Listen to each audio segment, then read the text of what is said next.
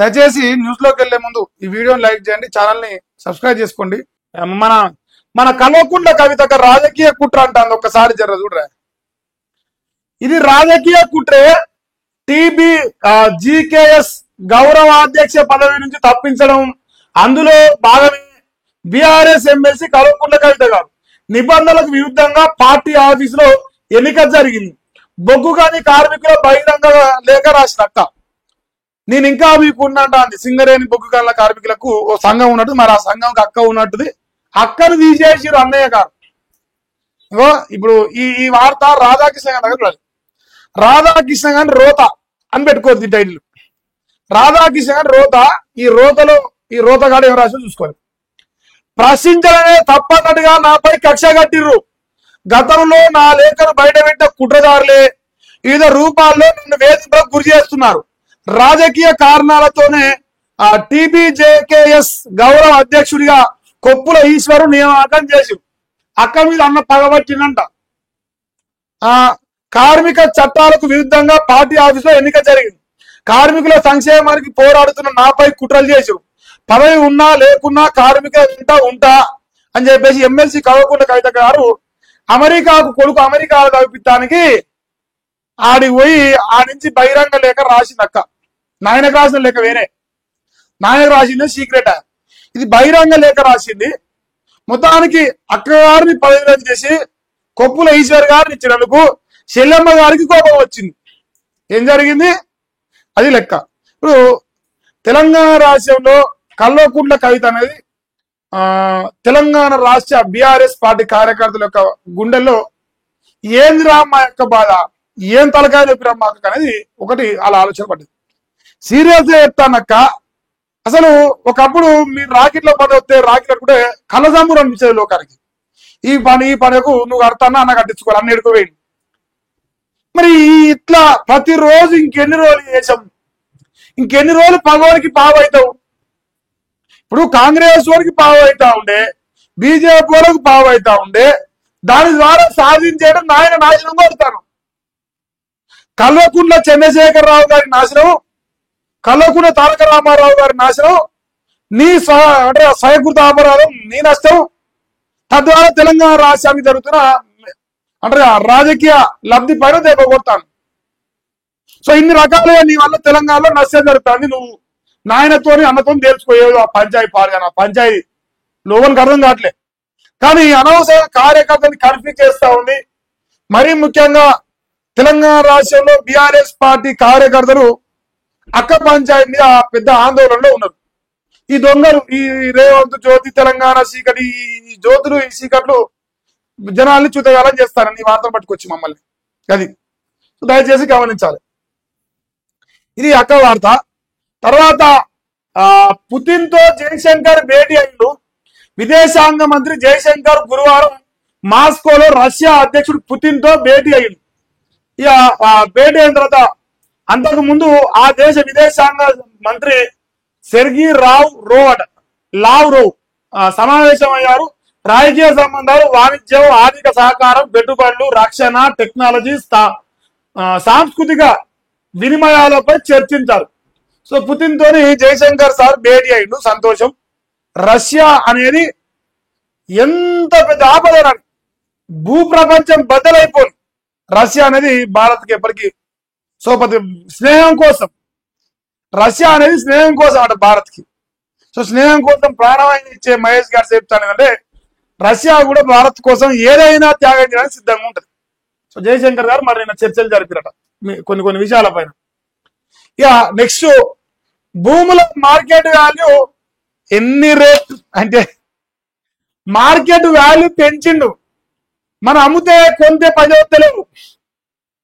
రేవంత్ అన్న కల్వకుంట్ల చంద్రుడు ఏం చేసిందంటే 5 లక్షలున్న ఫ్లాట్ ని, లేదంటే 5 లక్షలున్న ఎకరాన్ని అమాంత 20 లక్షలు 30 లక్షలు పట్టుకుపోయింది. ఎంత మారుమూల గ్రామంలో అయినా మనమేం చేసింది తెలుసా, ₹1,00,000 రిజిస్ట్రేషన్ ఛార్జెస్, మార్కెట్ వాల్యూ ₹1,00,000 ఉంది.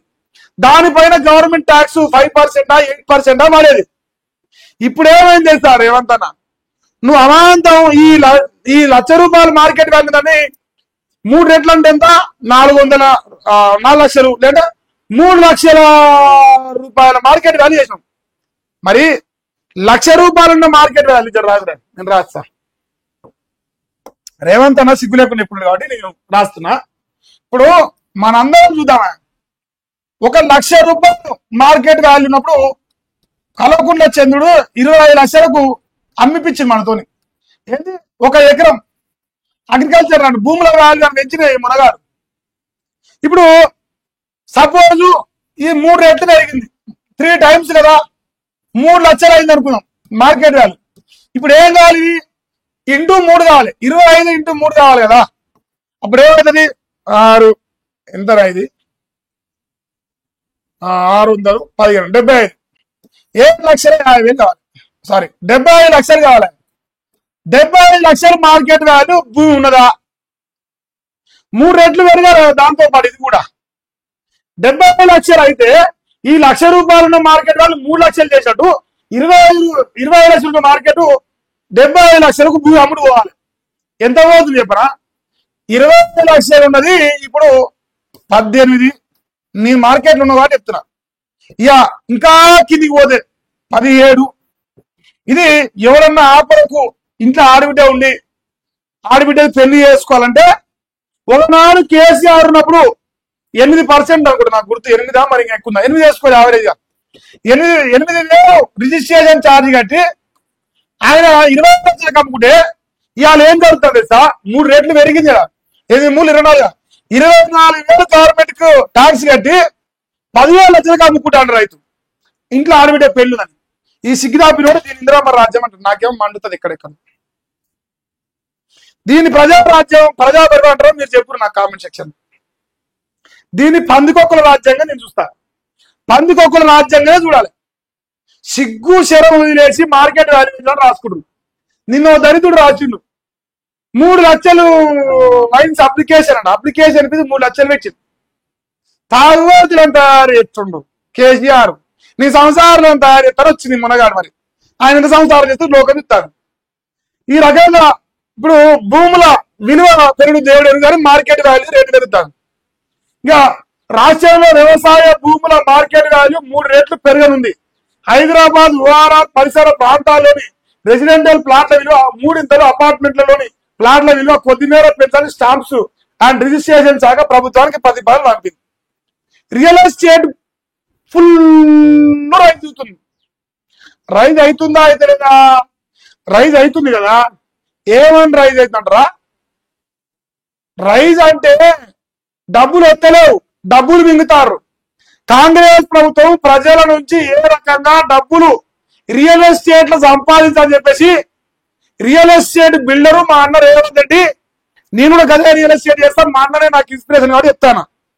మా అన్న ఏంటంటే రియల్ ఎస్టేట్ చెప్తాను తెలంగాణ ఎట్లా ప్రజల నుంచి పైసలు గుంజాలి రియల్ ఎస్టేట్ లో అంటానికి దీన్ని ఇప్పుడు 3 రెట్లు మార్కెట్ వాల్యూ పెంచింది. తద్వారా ఒక 10,000 కోట్ల ఆదాయం వస్తుంది కోరి ఈ రిజిస్ట్రేషన్ నుంచి. ఎందుకంటే రియల్ ఎస్టేట్ ప్లస్ ఈ వైన్స్ లేక గవర్నమెంట్ కి ప్రధాన ఆదాయం, ఈ 2 పెరిగినాయి ఇప్పుడు. అంటే ఇప్పుడు ఆదాయం పెరిగింది. రాజ్యపూజ్యం గుండుసున్నా అవమానం 750 కాడ మనం బతుకు నడుతాను. దీని ప్రజా పరిపాలన పందికొక్కుల రాజ్యం. ఈ రాజ్యంలో మనం కూడా మరి ఇలాంట ఇప్పుడు పెంచి పెద్ద చేసి అపార్ట్మెంట్ వాడు ఇప్పుడు అపార్ట్మెంట్ ఉన్నోడు కూడా రిజిస్ట్రేషన్ ఛార్జీలు పెరుగుతాయి చూసుకోరు. మరి ఇప్పటికే రియల్ ఎస్టేట్ కొంతలేడు. నా సొంత రియల్ ఎస్టేట్ బంద్ చేసుకొని వార్తలు చదువుకొని బతాను అప్పులపాలు అవుతాను మేము అందరం. మరి ఇప్పటికైనా మాట్లాడి ఇది పెంచడానికి ఇంకోడు కొంటాడు. బలిసినోడు కొనాల్సిందే, ఎవడు కొనడు. అది తెలంగాణ రాష్ట్ర ముఖ్యమంత్రి వర్యులు మనన్న యనుమల రేవంత్ అన్న గారు సాధించబోయే ఘనత, ఆ ఘనత గదే. మరి రేపు మీరు ట్యాక్సులు కట్టరు.